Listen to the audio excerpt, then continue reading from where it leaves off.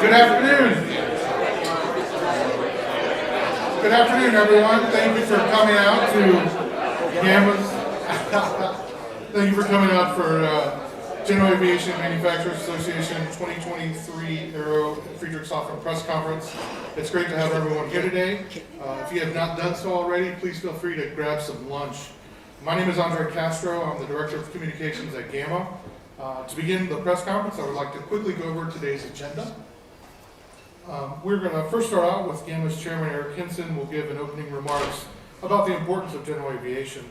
That will be followed by some GAMA activity updates by Kyle Martin, our Vice President of European Affairs, and Kate Brancart, our Manager of European Operations and Safety. We will then host a panel discussion regarding how our industry is preparing for the future from workforce to sustainability. We will conclude with some question and answer period at the end. I would like to now welcome, hand it over to GAMA Chairman and President and CEO of Simcom International, Eric Hinson. Thanks, Ryan. All right. I'm not going to interrupt everybody getting their lunch, so please proceed, Phil. Grab your lunch. On behalf of the GAMA board, I'd like to welcome you all to the GAMA 2023 press conference. It's really an honor to be here representing GAMA as the chairman. GAMA right now is comprised of 140 member companies. And those companies cover virtually every aspect of general aviation.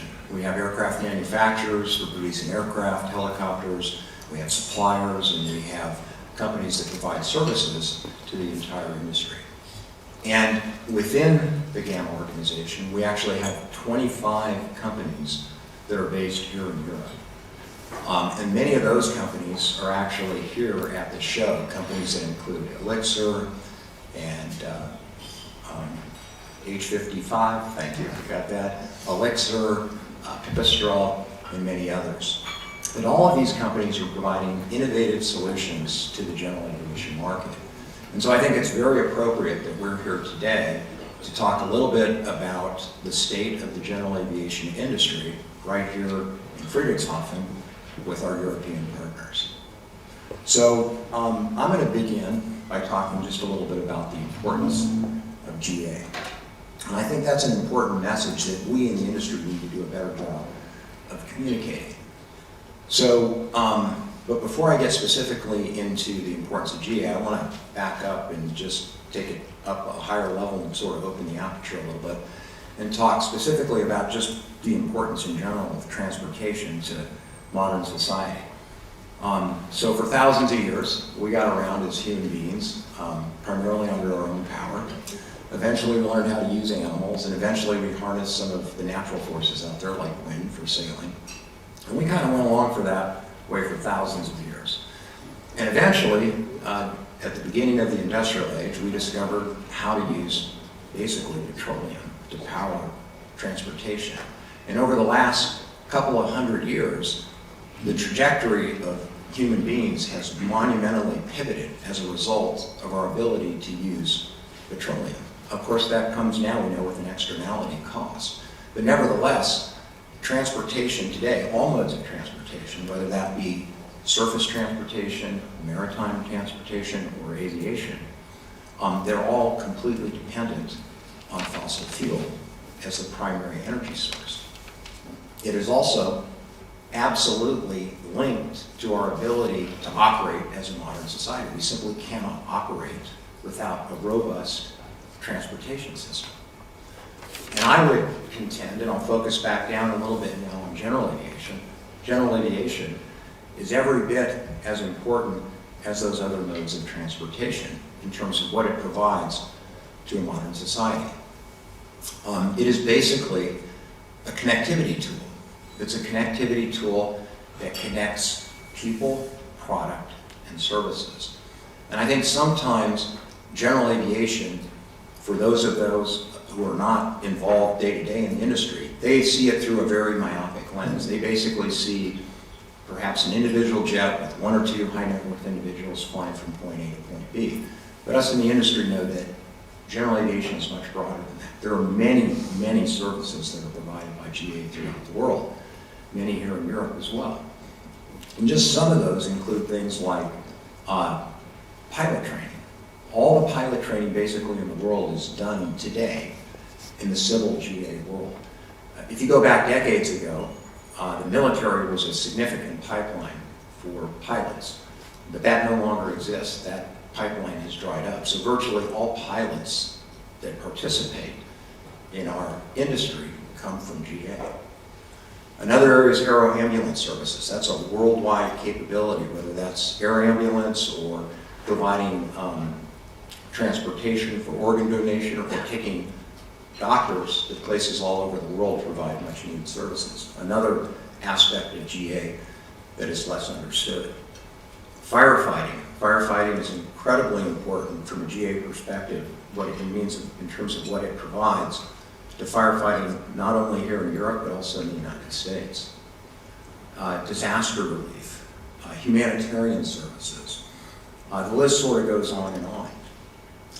Last mile cargo throughout the world. And basically, general aviation is connecting, in some ways it's kind of an equalizer. It's connecting remote and distant parts of our world with the rest of modern society. If you look in Europe alone, there are approximately 500 airports that are served by commercial aircraft. There are another 8,000 airports in Greater Europe that there's additional capability provided for connectivity through general aviation. So I think it's incumbent upon all of us that are in this industry to make sure that we continue to communicate and advocate the importance of general aviation, because many of those benefits that we see that seem very apparent to us are less apparent to those that are outside of our industry. I think the other message that we need to do a better job of communicating is the fact that we in the industry have a good understanding of the challenges associated with having propulsion systems that are predominantly powered by fossil fuel.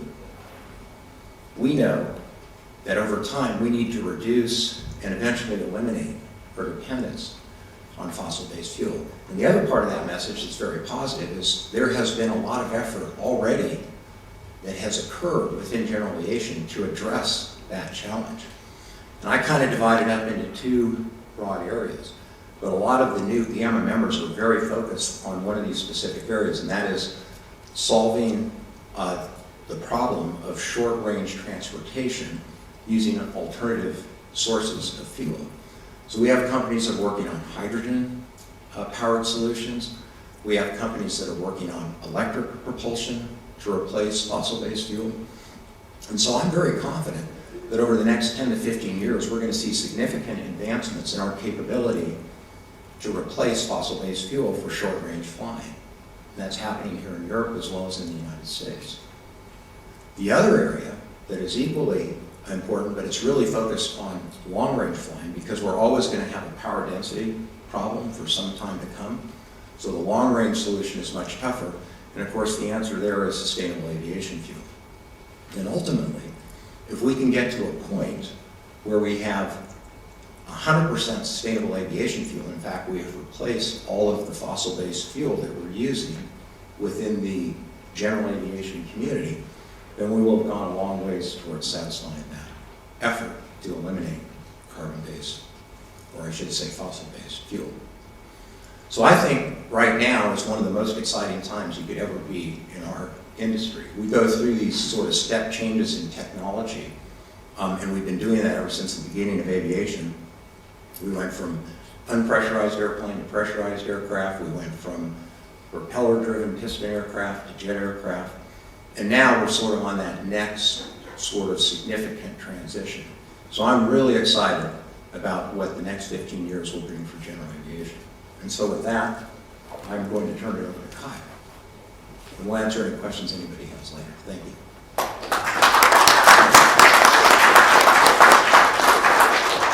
Thank you very much, Mr. Chairman, and great to see you all here at AERO Friedrichshafen yet again. It's a great show. We've got a lot to talk about this week, not just in the press conference, and I invite you to go and see all our members out there in the booths with all the technology. So now, just to sort of set the scene for our panel discussion, I'm going to give a quick overview of what's happening on the market side for our industry and on the policy side. So, great news is we are powering through the COVID recovery. We are showing growth across all four main product sectors, whether it's piston airplanes for the training market, turboprop airplanes for the transportation and air services market, and we heard about from Eric. Business jet market is growing, coming back. It's being held back a bit by supply chain constraints. There's many new products about to come onto the market that will help boost that number in the years ahead. And the helicopter market is finally coming back, partly helped by the oil prices in the offshore market and also several new product introductions. Overall, the global billings for GA aircraft around the world for 2022 was $27.4 billion US. That's about 30 odd billion euros. So that growth is strong, and we're seeing a lot of innovation and investment across the market, which is a really exciting time. And that's just, and I hate to say just, that's just the traditional sector of our market, not to mention what I'll talk about in a moment, which is new technologies. Additionally, on the traffic side, we don't have the VFR data yet for 2022, but the IFR data, which covers the business aviation traffic, we're seeing strong growth versus 2021 of 12.9%. That is softening a bit in the first quarter, but we're expecting to see that come back during the summer months. So overall, our industry is growing strongly across the board. Certainly there's more potential to grow in Europe, particularly the North American market still remains the largest market sector. Go to the next slide, please. But what I really want to focus on today, and this will lead into our panel discussion, is our industry is absolutely the incubator and the growth engine for sustainable and safe new aviation technologies. Lots of reasons for that. One, it's simpler and easier to innovate and develop and improve new technologies on smaller aircraft, simply factors of scale and cost, but also certain new technologies which are key to meeting our sustainability challenges, such as electric or hybrid or hydrogen or fuel cell propulsion systems, inherently are easier to prove, develop, and due to the scaling ratios of the batteries and so on, they are more suited to the lighter aircraft sector, and that will grow over time. And that what we're talking about here is not just innovation for the sake of innovation in GA. The things that we innovate in the GA sector today will then be applied to the larger commercial aircraft over the years to come. So just some examples on the scene there. So things like new and advanced composite technologies, wings, and so on for the latest generation of large aircraft. Those are powering ahead. The cockpits. As I always like to, when I discuss with some of my friends who are commercial airline pilots, they're always jealous when they see the cockpit of a business jet or a GA aircraft. It's decades ahead in terms of technology of what they fly with in the commercial airline sector for all sorts of reasons, but basically we have the most advanced cockpit technologies on the market thanks to many great companies in the avionics sector. That also helps the sustainability because you can do things like performance-based navigation, more direct approaches which are much more efficient and avoid reroutings and things like bad weather like we so often suffer here in Europe. Also, new electric propulsion technologies we'll talk about later, carbon technologies, carbon fiber, but also 3D printing is really going to revolutionize things like the engine market and some of the other more complex and hard to manufacture parts of the market. So if you're looking at next generation turboprops and jet engines, the 3D printing is going to really revolutionize the efficiency, the weight, and the cost of those products in the years ahead. And last but not least, sustainable aviation fuel is absolutely critical to enabling the current fleet to meet its sustainability targets and intentions. But I think, as my good friend Nicholas Chabert said in this press conference earlier, you cannot fly a PowerPoint. And it's all nice to talk about 2030, 2040, 2050, nice mock-ups and planes, and you'll see many nice mock-ups on the show here today. But general aviation is flying zero-emission aircraft today. So the Pipistrel Veloce Electro, which you'll see here, I saw another event in London earlier this week. That aircraft is delivering. I think they're getting close to about 100 aircraft deliveries since they were certified in 2021. Several other aircraft have already had their first flights in the last year. Just to highlight a couple, this is not an exhaustive list, but there's many more in the pipelines. The Aviation Alice flew, the Ampere Eco Caravan flew, and on the hydrogen fuel cell side, ZeroAvia flew from southwest England, their first flight in September last year, and they're powering ahead with their developments and announcements. You'll hear more from one of their team in the panel discussion later. And Universal Hydrogen have also had their first flight. So this is not just the thought idea. This is real market developments, real technology demonstrations happening in our industry today.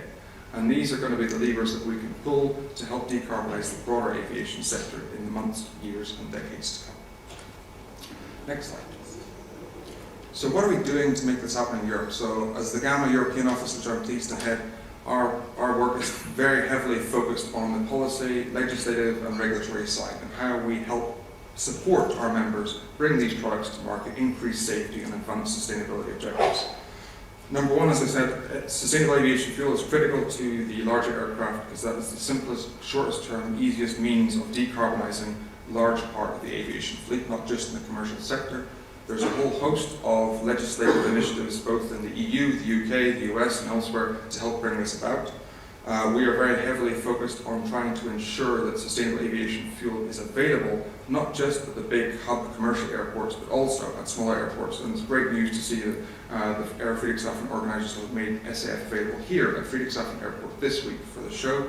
And as many other of our members are now using SAF regularly for their flight tests and delivery flights and so on.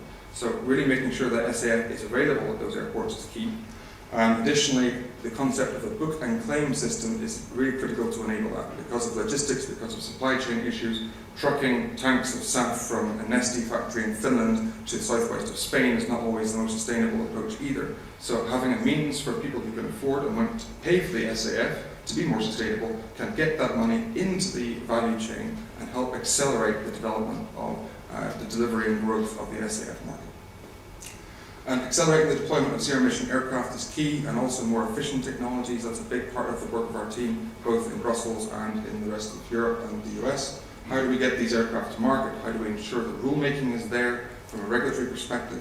Simple example of rulemaking for EASA, they had to change the word fuel to energy source in all their operational regulations. That was done about a year ago.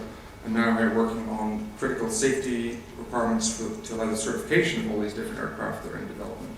And as our chairman said, the volume and the variety of aircraft that are in development is like something we've never seen before. The days of just another tube with wings are long gone. There's so much more happening out there. Proportionality and harmonisation of safety regulations and standards. We are a global industry. The European OEMs export to the US OEMs export to Europe, and the Canadians to both, and the Brazilians as well. We have an international market, and we cannot have significant regulatory divergences between those markets because that adds cost, delays the entry into service of new efficient and safety-enhancing technologies. So we're working heavily with not just EASA, but also UKCA, FAA in the US, Transport Canada, and ANAC in Brazil to help make sure that those key leading aviation regulators are working together to harmonise the rules of these new technology aircraft. And also proportionality is key as well, because as we know in Europe, we like to regulate things. And a lot of my time when I'm talking to my members, and more importantly talking to the end users of our members' aircraft, is the regulatory burden is still too high. There's a lot more we can do to simplify the burden and regulation in Europe, particularly on the operations, pilot license side, but increasingly, for those who want to hear about the new EASA Part 21 lights, the EASA press conference will be tomorrow. We're working with them on trying to bring a more proportionate, more flexible approach to the certification and production approval of lower risk aircraft in Europe as well. So there's a lot to be done on that side. It's not quick, it's never quick enough because rulemaking is slow. But we are working closely with our members and the EASA to help bring that about. And we've got a specific event which I'll talk about in a minute on Friday to help advance one element of that. Workforce and supply chain, it's going to be one of the main topics for a panel discussion, but suffice to say, the challenge is huge in getting the workforce into our industry. COVID, we lost a lot of good people due to retirements and attrition in the workforce. Everyone is hiring. The competition for skilled technology, technicians, engineers, pilots, and so on is very, very fierce, not just in Europe, in the US. And as I said, that is partly holding back some of the deliveries of the aircraft that we would otherwise see. Next slide, please. So one thing we have done in the last year is really step up our engagement with the different political stakeholders that are supporting, hopefully not hindering our industry. So on the European Union side, GAMA is a proud member of the Renewable Low Carbon Fuels Alliance. Europe will have long acronyms. Basically, that is the group that's bringing together the fuels industry, the aviation industry, and the maritime industry to help accelerate the development, deployment, and growth of sustainable aviation fuels and sustainable fuels for maritime in Europe. So working very closely with the fuel providers and the other operators in that, and the aviation branch of that is chaired by one of our members, which is SAFA. A more recent one was the Alliance for Zero Emission Aviation, which was launched in Brussels late last year. That is basically a very comprehensive group of, I think, 130 members now, many of which are GAMA member companies, to help bring about the regulatory and other supports and infrastructure to enable things like electric aircraft, hybrid aircraft, eVTOLs and urban air mobility, and the future hydrogen aircraft. So all the different elements working on that. Myself and my team are involved in various different working groups in that, in partnership with the European Commission and the EASA to do that. And finally, on the EU side, the European Commission launched their, unfortunately named in my view, Drone Strategy 2.0 last year. We don't like the name, but we like the content. Whenever the European Commission and the EASA talk about drones, they also include all the exciting urban and advanced air mobility products as well. We're not just talking about the toys you can see downstairs, but we're talking about the larger aircraft. So that is a key strategy to help set the roadmap for how we're going to bring things like urban air mobility to reality in the European market. Unfortunately, my home country of the UK made a silly decision in 2016. We have to deal with that now, so whatever happens on the EU side, we have to follow on the UK side. But I was in London, or Farnborough earlier this week, at the Jet Zero Council, which is essentially setting the UK strategy for all these same topics, whether it's SAF, zero-emission aircraft, infrastructure, and automation on the UK side. And that's got very significant UK government support, and we're welcoming the efforts that they are doing to help accelerate the deployment of things like sustainable fuels and zero-emission aircraft infrastructure in the UK market. So, as I said, one thing we're pushing heavily is the more proportionate approach to regulations in Europe.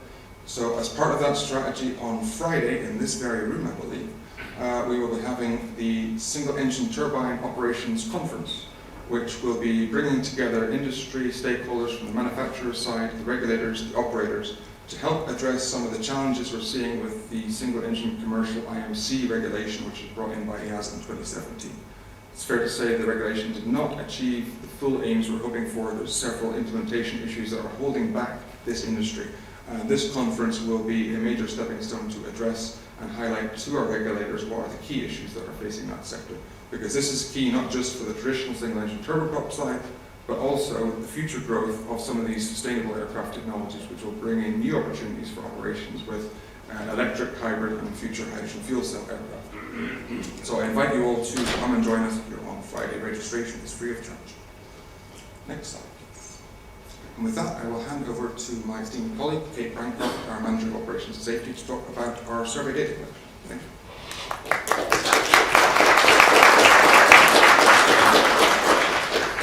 Good afternoon, everyone. Well, thank you first for being here. And on every table, you will find these flyers, which is very important to us because this is part of the work that GAMA does. We are here also to gather those data that will help us understand better the safety and the evolution of general aviation. This survey is made in collaboration with AERO. This survey is used for multiple efforts, but particularly to support EASA's safety annual review, which this is the 5th edition of the survey, and those data will be useful for the future and also for EASA's effort in understanding GA. So we are trying to promote it as much as we can, especially here at AERO. The survey will be closed on the 11th of May, and hopefully we'll get good data from that. Next slide, please. So as you've heard, today we'll talk a lot about workforce and supply chain because this year we've been focusing on a lot of effort from GAMA's side. These are the 3 main efforts that we've been working on and that will see a big evolution this year. So the generalaviation.eu platform is a platform for promoting and understanding GA. So within the platform, we've presented the platform to you in the past, but within the platform you have a tool called the career tool, which is growing, and that tool will be used for the young generation to understand what kind of jobs we can find in GA. So we're growing that tool, and with our members' help, we are trying to be the bridge between the industry and that young generation that we keep talking about. The second initiative is AVL, Aviation for All. I'm very proud to present this. It's been a little bit more than a year now that the association exists, and the association's main and only goal is to promote diversity and inclusion within our sector. which is a big piece of work, as you all know, but worth following. So the last but not least, EuroK, the working group 125, is the next generation aviation professional working group, where the goal is to have an annual report by the end of this year. I co-chair this working group with Antonio Gonzalez-Gomez from EASA, and our goal is two things. First is to establish the best practices for monitoring students or young professionals in our sector, guide them into what careers they could do and what are the potential of having, of working within general aviation. The second is guideline and techniques to foster collaboration between the aviation stakeholder and the educational system facilities. So those are the two main things. If your companies are part of EuroK, members of EuroK, please join us in that working group. Next slide. So I am very, very happy that I get to monitor this panel. I will invite the panelists now on stage. Please welcome Rob Scholl, CEO of Textron E-Aviation, representing Pipistrel and the electric aircraft that you can see downstairs. Jean Lifley, Strategy Associate from Zero Avia. Nicolas Chabert, Senior Vice President of Daher Aircraft Division and CEO of Daher Aircraft and Kodiak Aircraft. Cyril Champenois, Head of Sales and Marketing and co-founder of Elixir Aircraft. And Urs Staman, Director of Technologies and Processes for Pilatus. So please join me on stage so we can discuss about this panel, which will be the primary, which will have the primary objective of showcasing the initiatives and effort of GAMA members to support workforce into our sector. You can choose your seat, really, it doesn't matter. Do you have one you'd like to have since you're No, I'm happy with all of them. All right, well, thank you. Please give a hand to our panelists so we can start.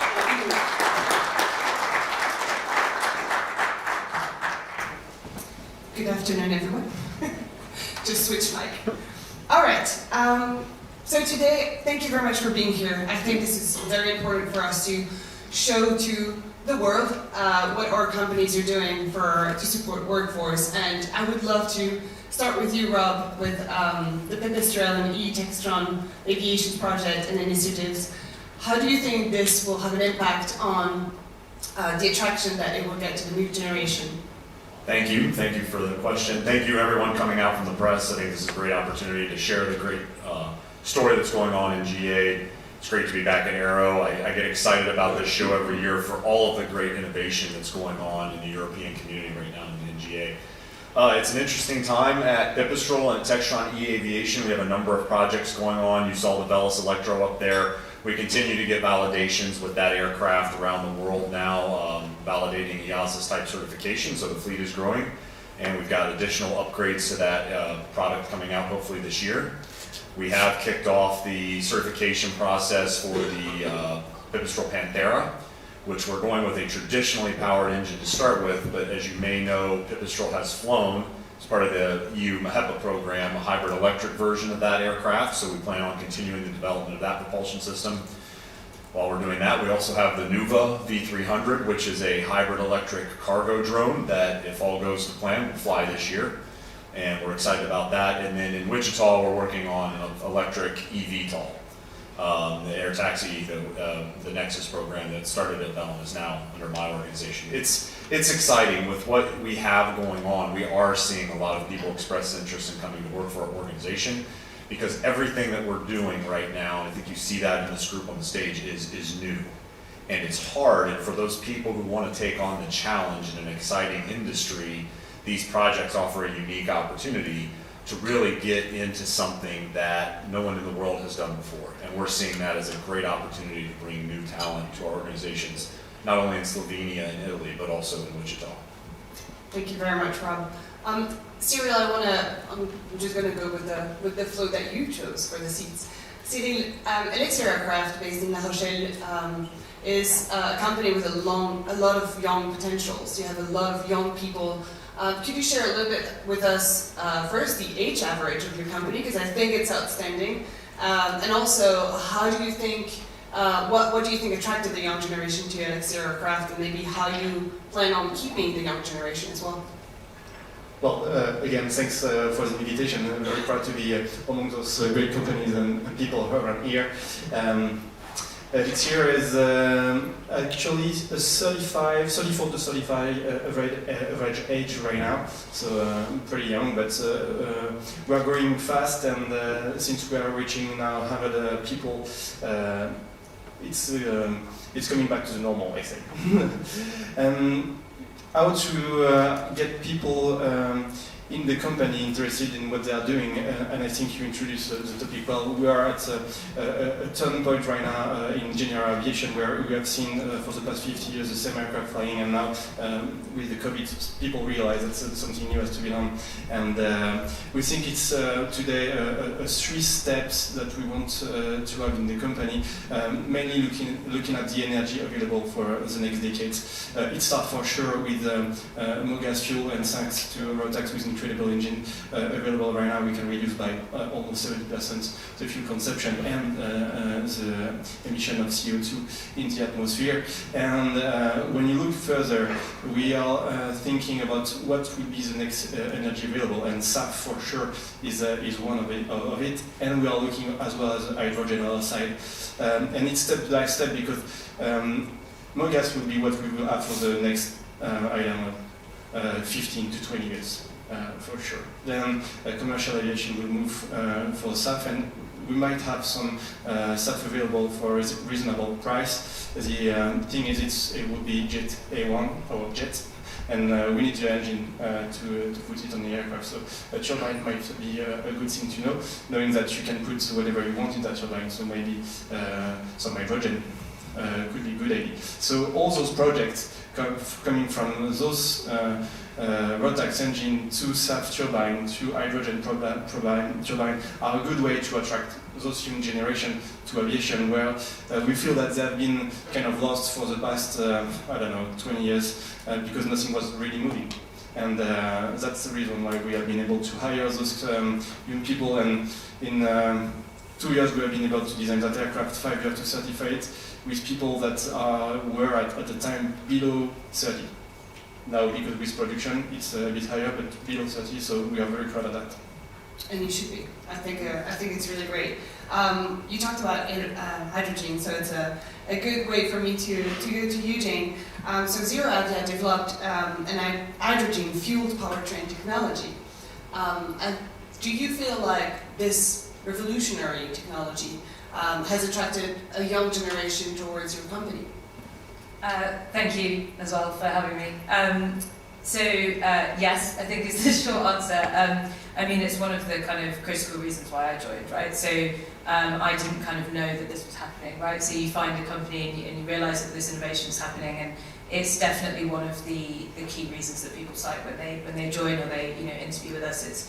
It's really important. I think aviation is so in the spotlight for the sustainability challenges, and I think having something that is so exciting and new, but also good for the environment, is really important to attracting and retaining the younger generation.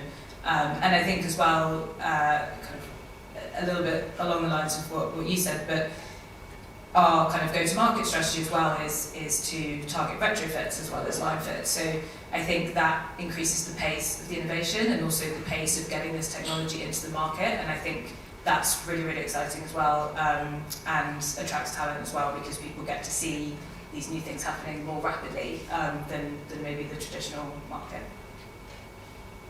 Thank you very much. Nicolas, thank you very much as well to be here with us. An hour ago, you talked about the AERO technology demonstrator that's being developed along with Safran and Airbus. Quite an amazing technology as well. You also said that it would be shown in Le Bourget, so very exciting news. Do you feel like all this new technologies that we're developing will get the attraction that we need and will probably get excitement within your teams as well? Well, thank you. Good afternoon, everyone. Glad to be here. Very good question that you ask, and I think that we probably want to see what we're talking about in terms of technology from a different perspective. I think we got all excited with a certain number of promises and technology that we put a lot of praise and interest. We all know that we have the difficult challenge to go through the transition, number one, with the alternative fuel. This is something that is a must. We all know that it is on our trajectory to become neutral by 2050. It's a key element to our strategy. But what I'd like to say to answer your question is, number one, let's go back to the roots. What is the market wanting? Because if we're just about to propose a bunch of technologies, I think we're probably going to miss what is really the main thing that we're doing, is to address the market needs. So there is, in fact, two pieces of that. Number one is what we could speculate in terms of, usage changes or necessary change of habits, which is inevitably going to come from some limitations that certain technologies are going to bring to us. We were talking about a full electric being kind of, short hub type, as opposed to other type of energy, which unfortunately are going to be a diminution or lesser, performance than the fuel today. So there is a kind of a drawback that we have to accept, but we have to also look at it from the market perspective. So similarly to that, I would say that our young generation that is attracted, and for us at AERO, what it is that we've done is we have also renewed a lot our workforce. And the way that we do that is through apprentices. We actually doubled the number of apprentices, about every year. So it is a growing number of new people coming to us. And what it is that we see constantly now coming from the younger generation, not only they are environmentally sensitive, that's what we saw, I think they are also after a project that is going to actually take birth. So for us at AERO, we're using our demonstrator, EcoPulse, to test certain number of the technology.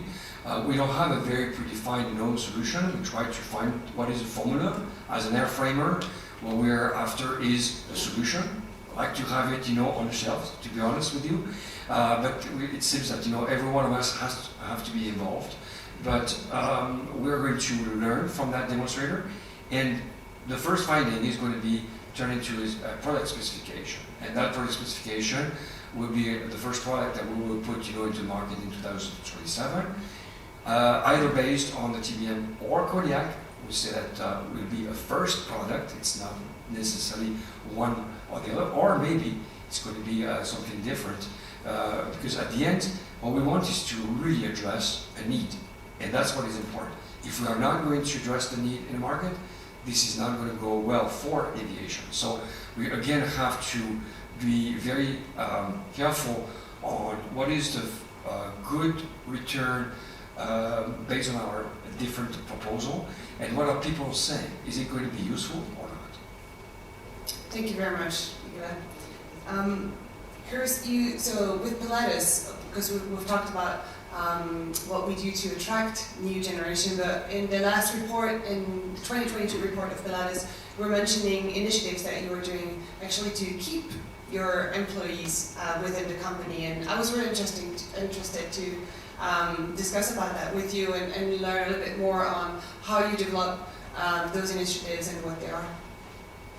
Thanks, Kate. Thanks everybody for being here today, and thanks for having me. You're referring to this new wage system that we introduced actually as of the beginning of this year. To explain that, I have to look a little bit backwards and explain how it worked previously. So we actually had a bonus system that was, everybody was eligible to that bonus system, which basically was tied to the success of the company. And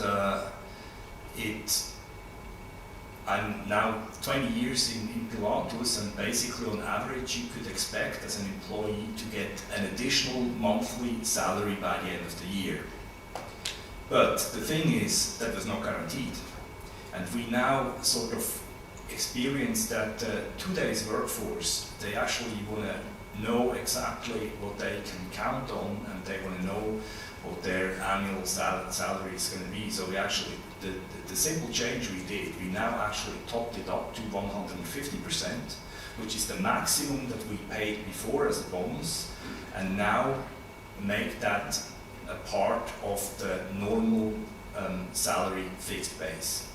So that's the crucial formula behind this change of salary system. But there is a lot of other initiatives that we do, partially also based on a survey that we did last year, asking everybody in the company what they like, and basically had a huge questionnaire that these people could answer to, and we analyzed these answers and looked where do people definitely want us to improve, and we took that very seriously as a company, and started to take measures. And salary is just one thing. Obviously salary is important because people need to live on that money and feed their kids, who will hopefully eventually also end up in the aviation industry again. So that is important, but it's not the only aspect. I mean, there is actually, it's actually difficult being the last in that row because everything has already been mentioned before.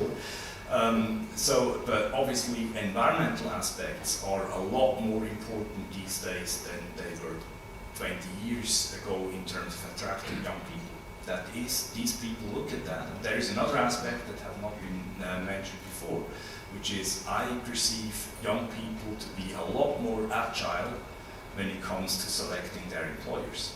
And that confronts us with the challenge of actually dealing with more fluctuation, whether we like it or not. That is going to happen. We can probably try retaining people, but we will have to probably live with the fact that we won't have as much people in the company like myself who spent 20 years and more in the same company. So that's going to be a challenge, and we try to address this by actually asking the workforce directly what they want and what are their needs and how they want to evolve us as a company. Thank you very much, Urs. And you mentioned the survey that your company did, and Alexa Aircraft did it as well, and they've shared the outcome with me. It was really interesting, and I think our companies should do that, should ask their employees why they're in aviation, how did they get attracted to the sector, and what is keeping them there, because I think that's where we should start. Those data will be very interesting for us to analyze and maybe to shape as well the future of our workforce. I believe I still have a little time. Yes, thank you, Andre. So I would like to ask, I have two questions for the group. So Urs, if you want to go first, you can as well. My first question is, how do you see the general aviation workforce evolving in the next 5 to 10 years? And what steps can industry leaders take now to prepare for these changes? I know it's a tricky question, but I would very much like to hear what you have to say about it. Well, if I may, I will just continue on what I said before. Agility is one thing that's going to be important. If the workforce is agile in selecting their employers, the employers have to become agile as well. So the recruitment processes have to address this, have to become fast, and obviously we have to position our companies brand-wise as being attractive brands for young people. And I think what is very crucial there is, and my perception is very strong in that regard, and also if you read our annual report, you see these testimonies there of people of the workforce, that it is still very important that a company is being associated with innovation. And innovation is, I think, still that crucial element that young people are seeking when they look for employers. So I think that element is very important. And having said, to answer the other part of the question, I think we have to continue driving innovation as much as we can, because that's the element to keep the workforce on board. I would even add drag innovation, but also accomplish actions. And it's like, I love the regional fly PowerPoint. I mean, we need to show what's flying, like, sorry, what Kyle showed up, well, we are flying those technologies, and I think that's very important. Anyone else wants to give an input on that topic? Well, I think one of the key aspects too is skill sets necessary in aviation are changing too. So if you look at some level of electrification in the aircraft, depending on what the source of that is, whether it's battery or hydrogen, we're talking different levels of power in the aircraft. So high power electronic engineering is a specialized skill set that does not really exist within aviation today. And in fairness, most universities aren't teaching it today. I think you're beginning to see automotive drive more universities that way, but we have to continue to develop that as an industry and talk to the universities and the educational systems around the world to develop that skill set. Software engineering is becoming increasingly important in aerospace. We've seen that before on larger commercial aircraft with fly-by-wire systems, but increasingly that's coming down to the GA size aircraft. So software, power electronics are key skill sets. And then the big thing is you've got to have a workforce that will work collaboratively together. The aircraft that we're developing today, a lot of them up here on the stage, are more highly integrated than any aircraft that have been designed in the last several decades. Because the engine, today when you design a fixed-wing aircraft, you can have a selection of engines to go take off the shelf. Now as you're designing the aircraft with an eVTOL, you really have to customize many aspects of the propulsion system, not just the motor, but also the fuel source to enable the flight characteristics that you need. So it's not, the work within engineering cannot be as siloed as it has in the past, so you need to have a workforce that has experience working together collaboratively, and I think the newer generations in aerospace will help to drive that structure within the work environment.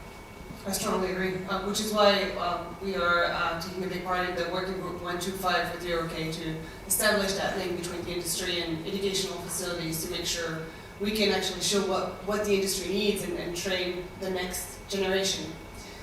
Anyone wants to jump on that 5-10 years? Maybe I can take the hand. I know you wanted that question. Well, it's coming back to the training. It's we realized with that survey that where people were coming from, and you remember that a long time ago when you started your career, you have been passionate by aviation because you were in a school with a kit assembly aircraft, or because you had seen an aircraft taking off with your club. And we need to make sure that we can have the proper program where the kids are, to tell them aviation is an opportunity for you, think about it. And you put that small idea in their mind, and then when they go through their studies, maybe they will go back to that idea in the end. So maybe we have to work all together to make sure that we can develop all those programs, because whatever the manufacturer, we need to get the kids on board with us. And I mean, in the US, the Young Eagle program is a very good thing. And when you look at here in France, we have the chance, well, in Germany here, but in France not so far. We do have AERO clubs, but those AERO clubs existed because the state in the 60s and the 70s invested money a lot to get those people on board, but it's not there anymore. So we have maybe to do something to push that idea that aviation and general aviation is an opportunity for them, and it can be a good collaboration between all of us, I think.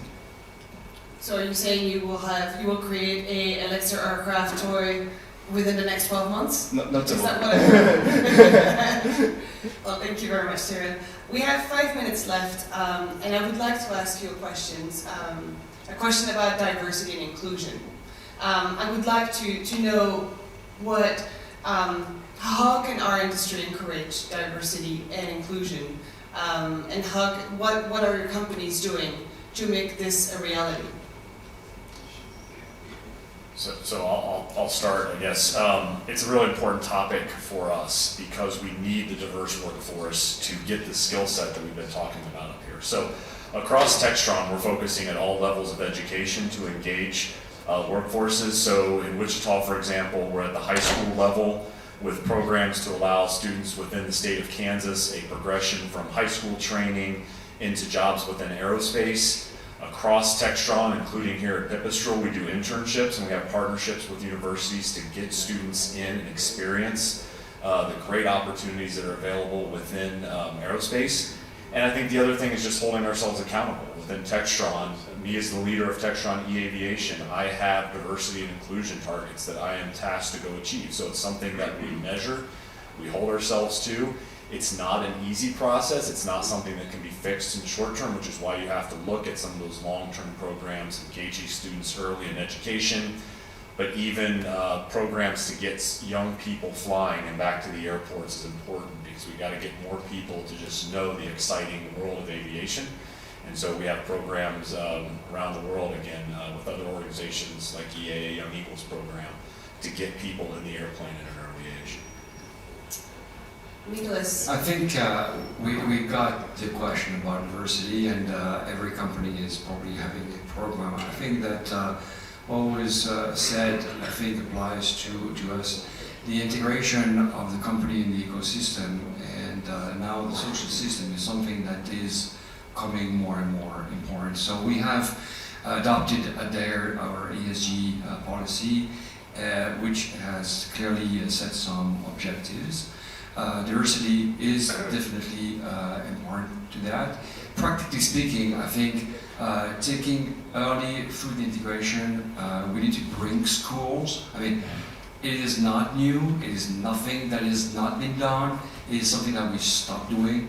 We have to resume and getting the schools into our plans so that they can actually practice and they can get themselves exposed to the different jobs.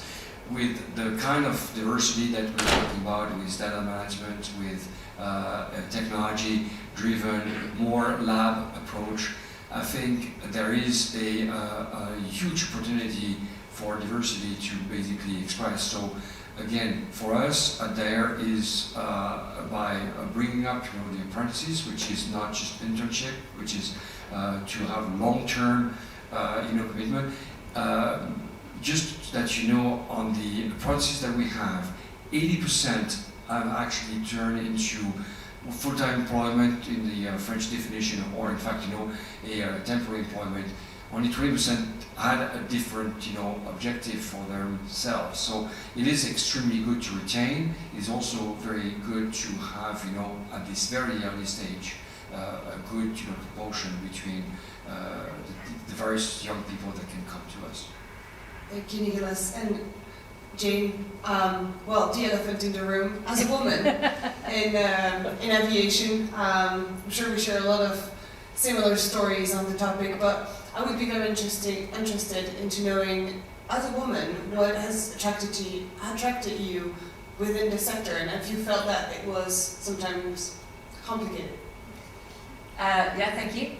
So, I mean, what attracted me to Zero Avio in particular, actually, was the innovation, right? It was doing something completely new, and I think that is something that attracts everyone, right? So hopefully the more we can do that, the more diverse of a workforce we can attract. But I think in terms of kind of leading that going forward, I think it has to come from the businesses, and it has to be something that is baked into absolutely everything that you do. It can't be kind of an add-on, you can't have just a head of diversity, right? It has to be absolutely everything the company does in order for it to actually kind of filter all the way through.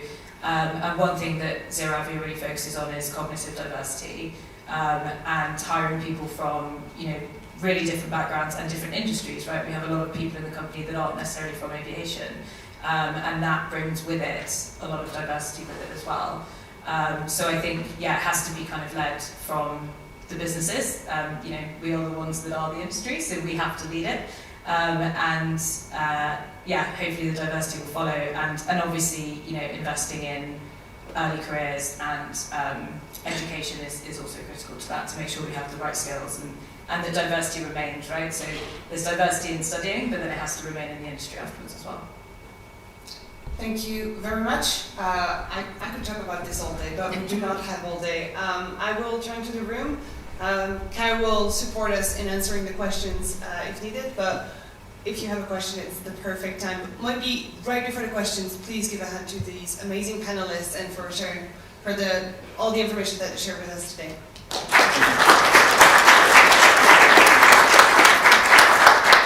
Thank you. Any questions from the room? It's working. Anyone questions? Up front. Thanks. Dave Cullen from Flyer. Do you think in pushing forward diversity policies you should make a positive discrimination between people, between groups of people? So if you don't have very many women in the company, do you deliberately go out to attract more women? So do you positively discriminate? I don't know that I would describe it as positively discriminate and that we need to attract a diverse workforce. By definition, that includes women. And I think having that diverse workforce makes us better. And so we do have to, I think historically aviation has been skewed towards men. And so we do have to go out there and support groups like the 99s who are very passionate organizations focused on women in aviation and support them, which we do, to try to get more women attracted into aviation so that we can bring them into the space. I don't think you positively discriminate. I don't think discrimination of any type is good, but I think we have to go find ways to increase the attractiveness of the industry to women so that we have the opportunity to hire them. Yes, well, you mentioned you have targets. You mentioned you have targets. Yeah. So I don't know what those targets are, but supposing you have to have 20 more women working in an engineering department within 5 years. How do you go about doing that? Well, if you don't measure something, you can't improve on something. So you have to have a metric, and I think you can't view diversity as just female versus male. There's lots of different measurements of diversity. And I think also the comment that was just made here about cognitive diversity is another key aspect as well too. You have to have diversity of thought, and that comes from how we traditionally maybe measure diversity as a society, but it also comes from just the way people approach problems. So I think just saying women, no, I don't think you can discriminate in any way, but if we're doing our job effectively as an industry, we should have a pool that reflects society and we're able to hire from that. If I can add something to this, I think that again, I'm about data, 100%. So I understand that we need to know how many women are in the company. But then afterwards, instead of saying, oh, we're going to hire 20 more women, no matter the skills, that's not the right way to approach it. If you realize your company is missing women or missing diversity in general, then you go for the associations like the 99s or AERO, where they will tell you how you can get more diverse, how you can get more attractive, how you can... I mean, the Elixir plane toy that is arriving in the next 12 months will do that. Like, creating the attraction to the industry is the way to grow that diversity. Now, the data will help to understand what's happening, but then the action taken afterwards will be understand, educate, and grow from that. Actually, 25% of the team is women. Congratulations. I don't know if it's good or bad, but it's a metric, right? If I may add something here as well, I think we're talking about aviation here obviously, but I think that the matter at hand is how to get diversity into STEM subjects, not really aviation. It's something that all the technical disciplines struggle with. And the question really is, how do we attract a diverse community into the fascinating aspects of STEM? Well, I think also it starts with probably stopping to think that the aircraft is a technical object. I think it is a tool. It is it is something that can be used, more diversified. And if it's designed that way, it is going to basically mirror what is the society, and we will get a diversification, coming from our products. And I think what we just heard is very exciting for the future, because there is plenty of solutions. It's not just a single one. It's plenty of solutions. Therefore, there is, by itself, a diversity that is built in the proposal that I made here. So I think it's exciting for the future. Thank you, panelists. Maybe time for one last question from the floor. Any takers? Yep. Hi, good afternoon. I'm Peter Bradfield, AERO Media Awards. First of all, thank you very much for some very interesting discussions, particularly about market forces and also branding, feeling, people. My question is a bit controversial. Many governments and politicians around the world are moving against our industry. We are doing incredible, innovative things to try and meet their targets. But if we don't meet their targets, my fear is that they are going to move against us and bring in policies of stopping flying. We've seen the reduction or the removal of business jets at Schiphol.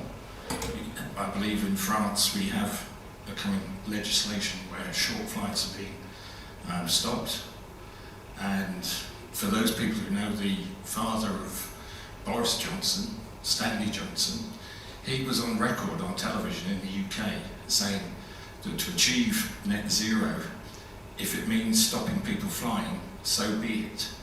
How fearful are you that politicians are going to betray us, betray our industry? Certainly following that topic closely, but I would like to invite my I'm going to panelists. make, just to, not to put on the spot to know anybody here, I think that we also have to educate and to evolve as mindset. We are not a victim, and we have to consider ourselves as an industry, and we have to be proud of saying our story and say loud and clear that's what we do and why we do it. And I think, you know, Eric has done a good job this morning to repeat it as much, you know, that message. The politicians have to then, you know, also look at, you know, until we are, let's talk about environment. Environment doesn't mean CO2 emissions only. It's a lot more that people are asking. Noise is one thing. In addition, probably most are interested to the public. So we have to take everything and we need to make our own story and to praise it. Well, when it comes to what is the immediate, you know, threat put, you know, through the CO2 emissions, we also have to necessarily get, you know, the mindset changes so that we are going to measure the global CO2 emissions. We are not going to have anybody, and nothing is going to work enough if we're just going to limit ourselves to the usage CO2 emissions, which is the current debate. We have to look at the global CO2 emissions of anything that we do, from food to transportation.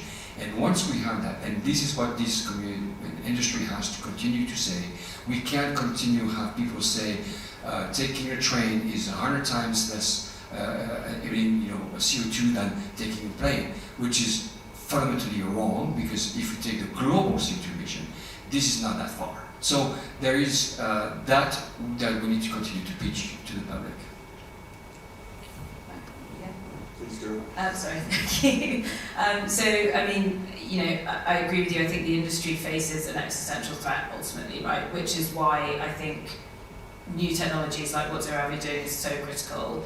And I think one of the things we really need to do is educate governments and the public about the fact that people are doing this already, and that it can be done and it can be done safely, and that it will, you know, I actually ultimately think it's probably easier to do this technology than to force everyone to stop flying, because I think that's actually quite a difficult thing to do.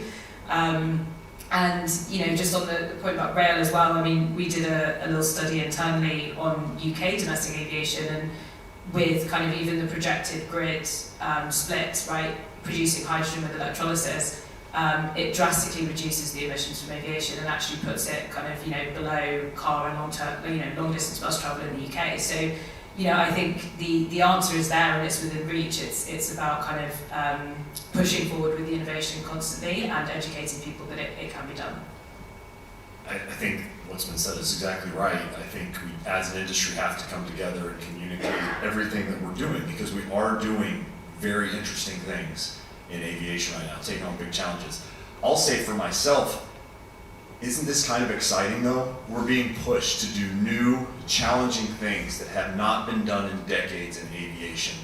And these can have real impacts on society and on the world. And I think you're beginning to see this industry really start to rise up to this challenge. It's a big challenge if you look at the math, right, on the energy and how you get there to make aviation continue to have the power that's had for decades. But I think this is an exciting time to be in aviation and excited in the work that we're doing. And I think we as an industry have a chance to step up and show the world what we can do. Fully agree with that. General aviation is the solution to those problems, so we need to really promote that beyond our usual stakeholders. As much as I love talking to the aviation press and all the GA friends here at AERO, we need to get these messages out beyond these rooms, and that's a big part of the job myself and my team, our GAMA's board is doing at all levels, both the EU, UK, US, and elsewhere. I will say there's growing understanding of what our sector can contribute to that challenge. I'm not seeing anyone seriously advocating stopping flying just yet. It stays that way, but it's our responsibility to deliver on our commitments, and to make this point, I think it's our catchphrase of the day: we can't fly power planes. We need to deliver zero-emission aircraft, and we're already doing so. So I think with that positive note, we can conclude. But the GAMA team are here if there's any side questions. But I think we'd just like to thank our esteemed panel of experts and senior leaders. Okay.